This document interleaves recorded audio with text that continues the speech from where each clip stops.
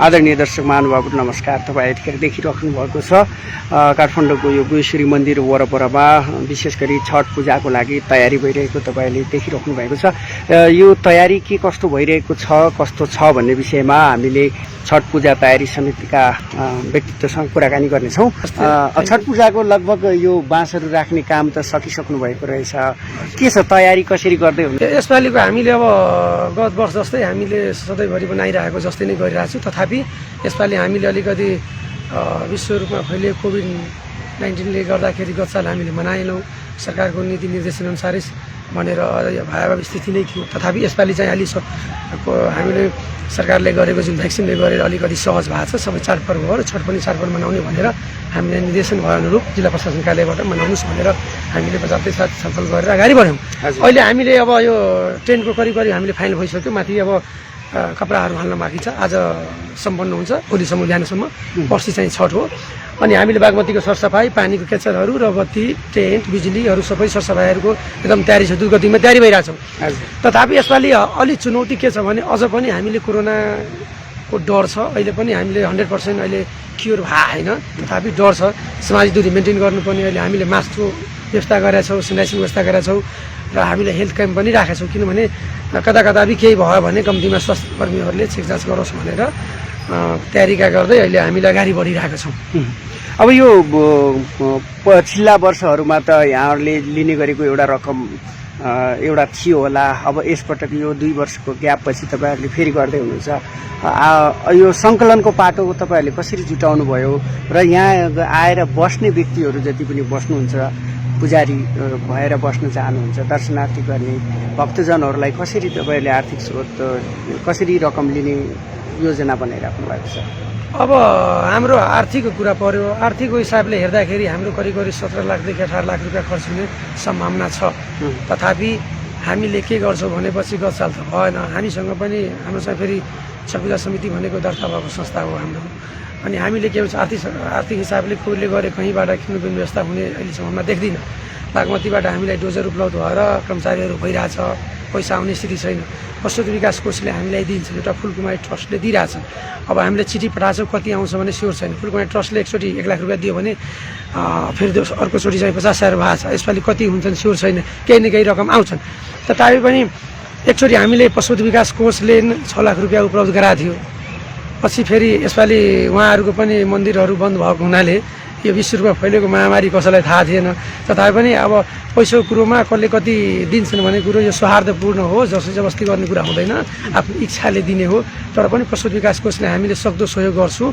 उहाँहरूको अहिले board meeting बसेको छैन, अस्तिको मिटिङमा यही कुरा आएको छ। अनि हामीले सक्दो जति हुन्छ त्यति आर्थिक पनि सहयोग गर्छौँ। उहाँले पनि अहिलेसम्म पनि समन्वय भइरहेछ।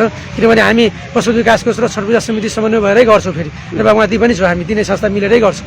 तथापि आर्थिक कुरोमा अहिलेसम्म कति आउँछ भने फाइनल भएको छैन। तथापि हामीले अलिअलि हाम्रो खातामा पैसा छ, त्यसलाई गरेर हामीले पनि अब टोलवासीबाट रिक्वेस्ट गरेर सङ्घ संस्थाहरू अनुरोध गरेर कति पैसा आउँछ अहिलेसम्म चाहिँ आएकै छैन।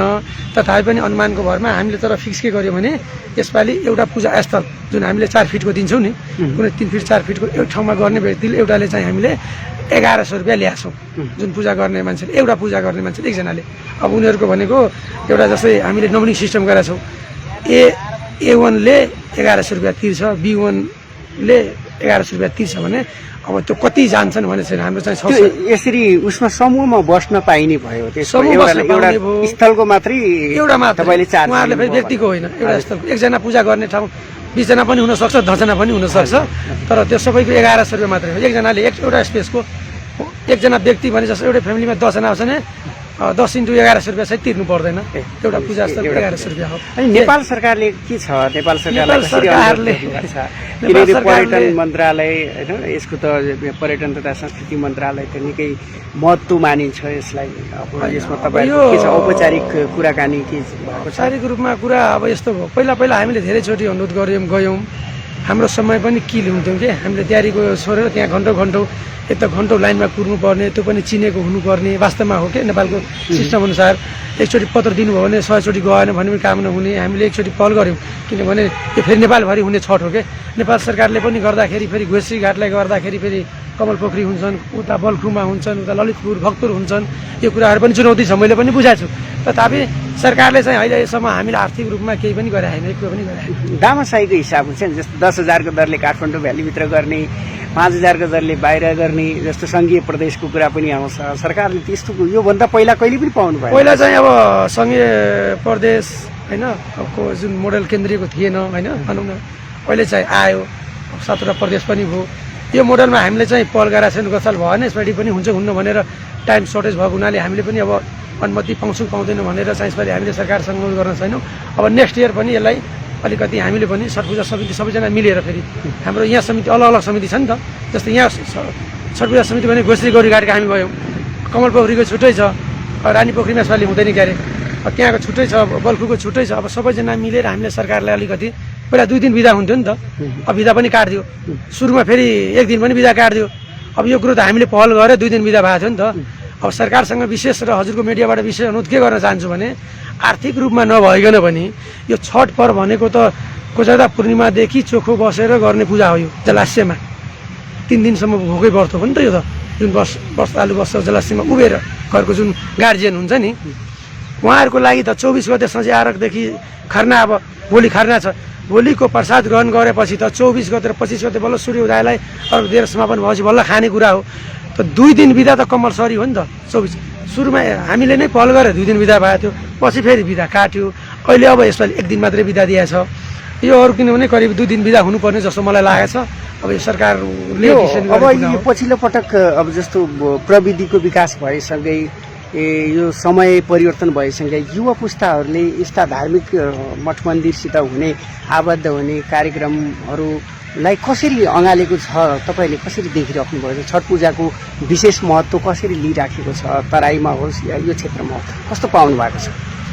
मैले छठ पूजाको हजुरको महत्त्व कुरा गर्दाखेरि युवा पीडितमा भनेको मैले अहिले देखेको छु बढिरहेकै छन्। पहिला हजुरलाई अवगतै छ, किन लुकाउनु पर्ने कुरा पनि होइन। पहिला मधेसी चाडपर्व भनेर पनि आउँथ्यो होइन, तथापि अहिले हामीले नेपालभरिमा राष्ट्रिय पर्वको रूपमा मनाइरहेछौँ, किनभने यसमा सबै समाजले गरेका छ। यसको विशेष के रूप छ भनेपछि हजुरले नि यो हाम्रो बुवा आमा भनेको हामी अहिले युवा छौँ भने बुवा आमाको एज अनि ढल्दै गयो नि।